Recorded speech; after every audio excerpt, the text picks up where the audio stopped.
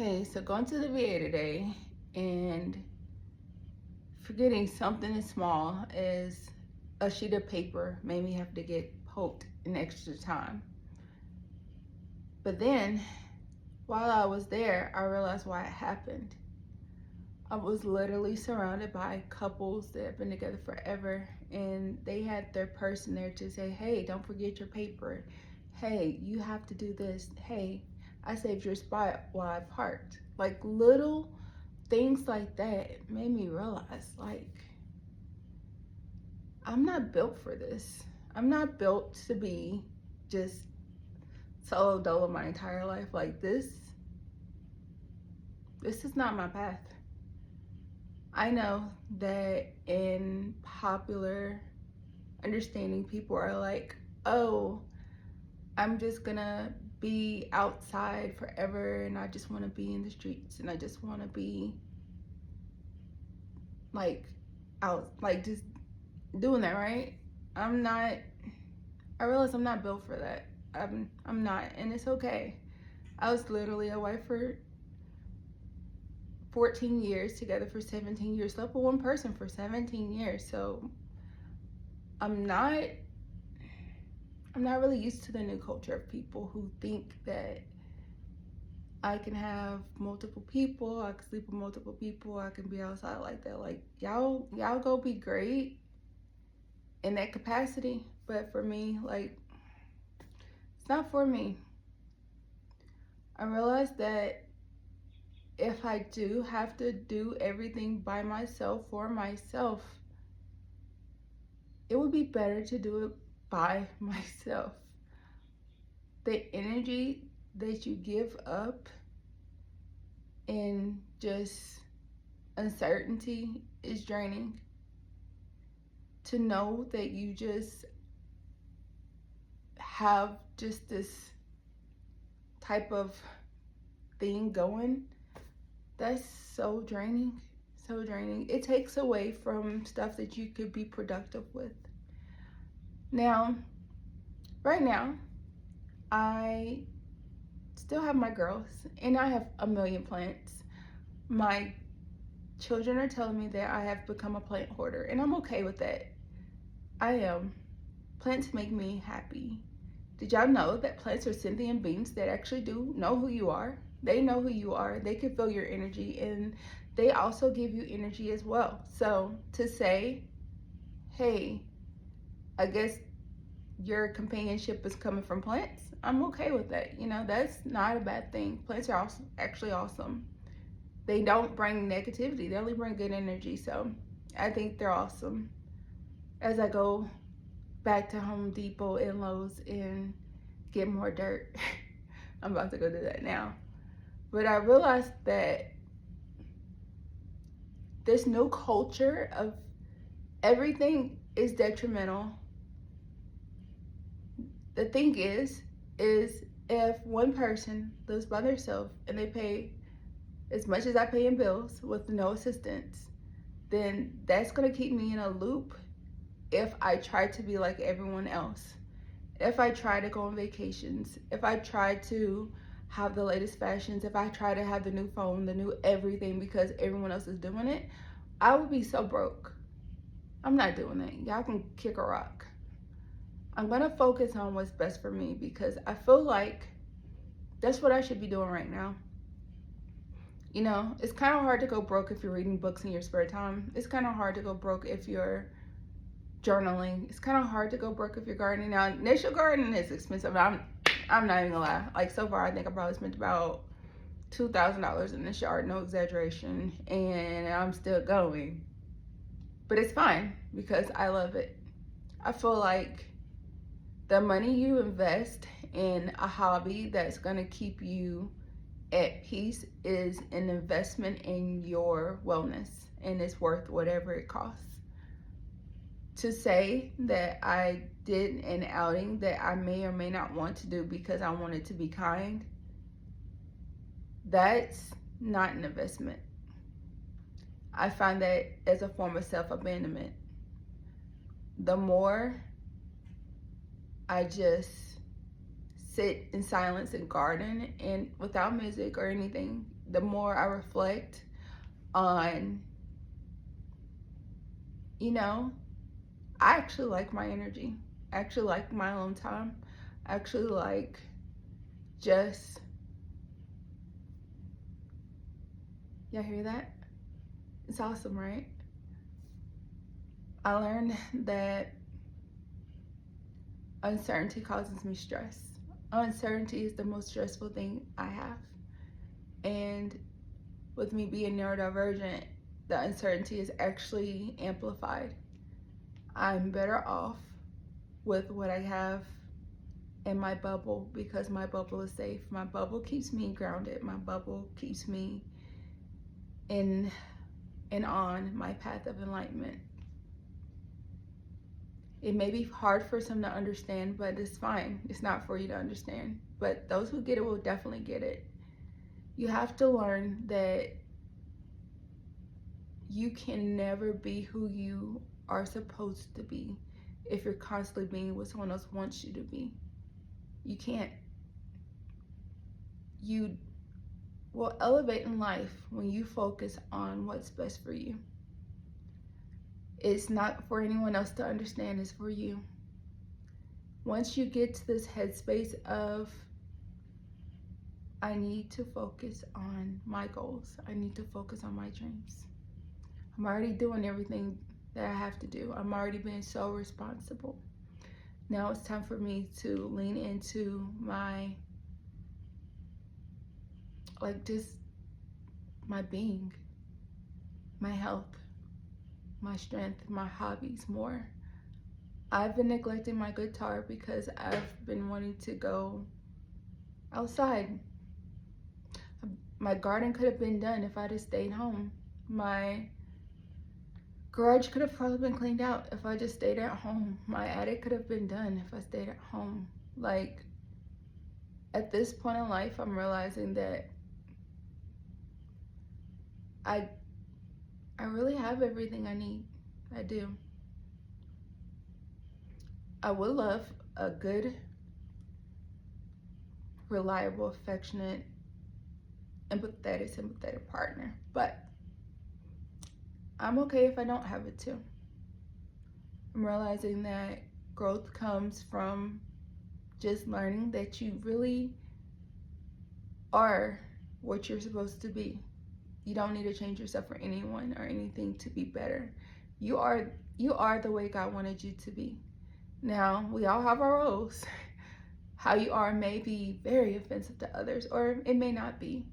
Something I'm learning is the more I am myself, the more uncomfortable it makes some people. Sometimes that discomfort that you're putting on people has nothing to do with you, has everything to do with them. It is just simply that you are innately who you are, unapologetically, and the fact that they're masking, that's what makes them uncomfortable with you. I've learned that I don't have the desire to be what makes others happy. I don't have that desire. I don't desire I don't desire conformity. I don't desire conformity. I don't desire being anyone else's ideological person. As long as I love me, as long as I like me, as long as my kids love me, that's it. That's all I need. Would I like to have a marriage where I feel seen, heard, understood with my forever best friend? Of course. Of course. I'm not against it.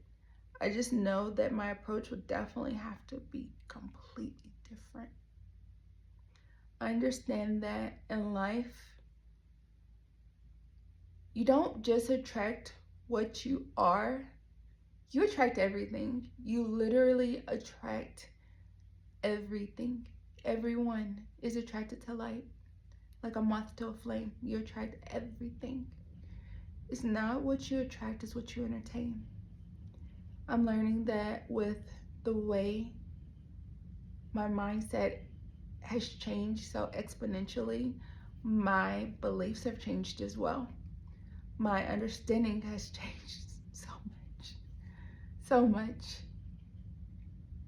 I know that I am constantly making people mad with all the no's. All the no's are I don't know how else to say it without just a straight up no. That's a complete statement. I don't need I don't need the entertainment of the world. I'm not of the world. I am not. And I think that's a great thing. I also understand that I know that with everything that is coming for me, I have to just focus on me. With everything that's happened so far, I already knew it ahead of time. I already knew it. I had a dream about it. And now, the more I listen to my intuition, the more I stop talking to people, the more I isolate, the more I am in tune with myself. The more I'm in tune with myself, the more I can hear my inner self. The more I reflect, the more I do my shadow work, the more I digress into my kid-like state by doing the things I loved as a child, like gardening, like drawing, like singing, like painting, like dancing. Those are all the things I've always loved as a child that I may or may not have the time to do. Sometimes I did, sometimes I didn't. Even experimenting, like I got in trouble so many times for taking stuff apart and not being able to put it back together. I get in trouble so many times for just experimenting because I wanted to know what would happen. I find myself experimenting all the time now with my child, sometimes by myself. And it's so freeing. I'm not for everyone, and that's good. I don't want to be for everyone. You know what? The people who have a lot of friends, the people who have large groups, good for y'all. Good for y'all. I understand that I don't need a lot of friends. I don't need a lot of anyone around me. I feel like solitude is a beautiful thing. Wow, I like seeing my kids. I like I'm very affectionate, so I love cuddles and hugs and touches, but I don't like inconsistency. Inconsistency makes me uncomfortable. It makes me overthink, ruminate. I don't like rumination. So why would I want to be in an environment that causes that? I don't like masking. If you watch enough of my videos, you'll learn that I don't think like anyone else. I am so different, and it's okay. And I'm learning that by just being in my own energy, taking the time to just exist in a way that makes me feel happy, then I can make other people happy as well, just by being myself. The more that I focus on just understanding why I had so many experiences that were so detrimental, the more I understand why. One of the things that comes to the forefront of my mind is how God will never give you more than you can bear. And to lean not on your own understanding. I understand that the heart that you experience could be because it's unlocking parts of you. If you stay in an environment of comfort your entire life, you won't have the aspirations to be better. You'll just be. Think of all the years that go by that people have and they never learn to be better because they were never challenged to be better. You never really learn what your boundaries are in life until you've been pushed to the brink of them on countless occasions. And even then, you'll still, if you're like me and you just think the glass is half full, you'll just be like, it's okay, it's gonna get better, it's gonna get better, it's gonna get better. And then one day you're just like, okay, you know what, I'm tired of this insanity wheel. I'm dipping off, I'm going on a different path because I am over this. And then the universe is like, yay! You finally got it. That's how it works. That's really how that works. I'm just so perplexed at the ideology that it is better to suffer in a relationship than to be single and happy.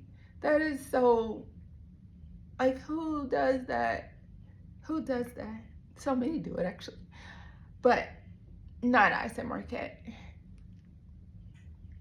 I'm learning that I have overcome so much because of my tenacity. My tenacity has come from all the hardships I faced, all the taunting, all the abuse, all the mistreatment has led me to this moment.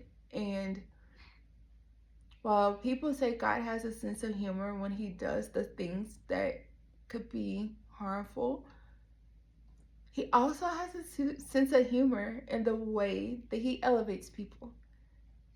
A lot of times people feel like people are overnight success. People are doing all this stuff and it just happened for them magically.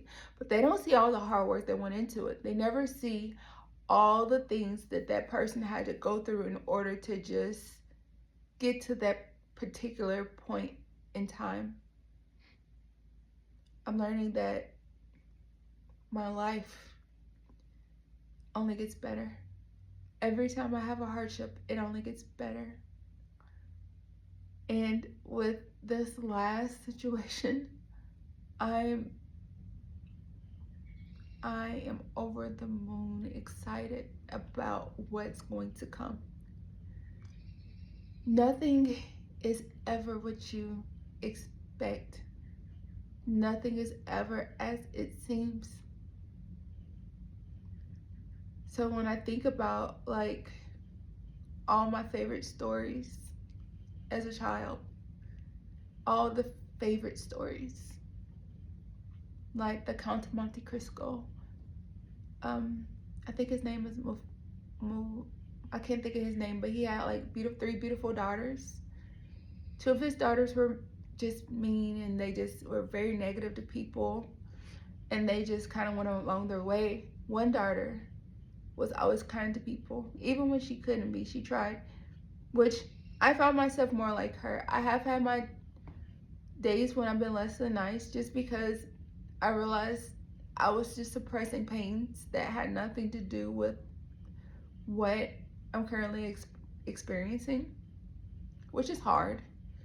But then I learned that by feeling my feelings, by going through and learning what I'm dealing with, where the pain is, allowing myself to feel my pain, allowing myself to understand how old I was when I experienced the pain and letting it go.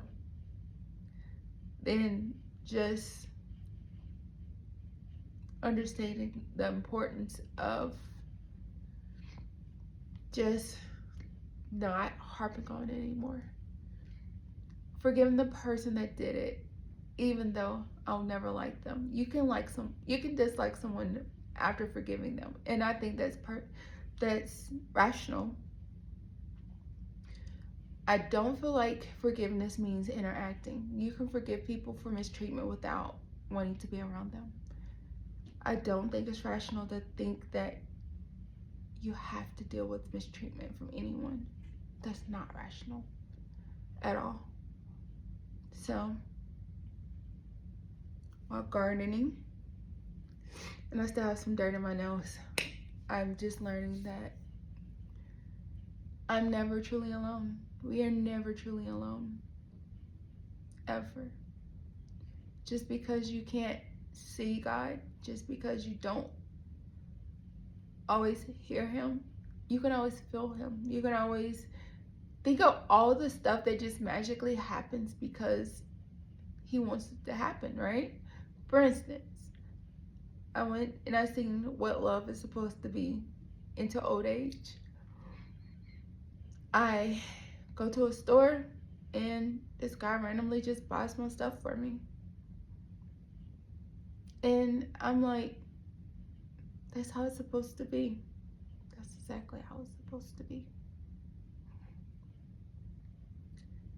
I realized that I don't want dopamine filled relationships. I want consistency. I want just nice, like good old boring nice, consistent nice. I want reliability. I want just compassionate, protector, provider, compassionate, just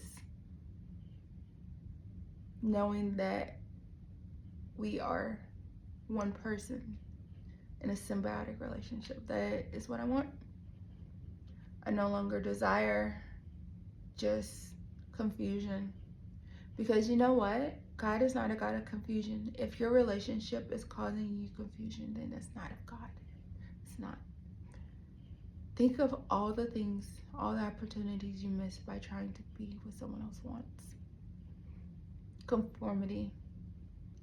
I will never conform. I will never just do anything because it makes someone else likes me anymore. I'm not that person. I'm not passive.